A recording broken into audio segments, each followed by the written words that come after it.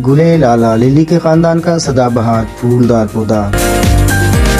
पौधों के इस जिन्स की 100 के करीब अनवा है। ये यूरोप, अफ्रीका और एशिया में पाया जाता है। कजाकिस्तान के जंगली इलाके और हिंदुकुश के शुमाली इलाके इसका खास वतन है।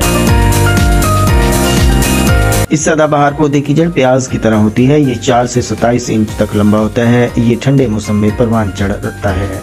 गुले लाला 16वीं सदी के वस्त में उस्मानी सुल्तान सुलेमान मुहतशम के कुस्तुनतुनिया में महल से नेदरलैंड्स के सफ़ीर के जरिए नेदरलैंड पहुंचा और फिर इसका सारी दुनिया में रिवाज हो गया। गुले लाला का जिक्र शायरी में आम है। अल्लामा इकबाल का ये महबूब फूल है और अक्सर उनकी शायरी में इसका जिक्र मिलता है। गुलो नरगिस सोसन नस्तरन शहीद अज़ल लाला खूनी कफन। ईरान के परचम में दरमियान में 4 चांद अल्फाज अल्लाह की सूरत में है। वो सुर्ख रंग और गुले लाला की सूरत बनाते हैं जो जान कुर्बान करने वालों की अलामत है।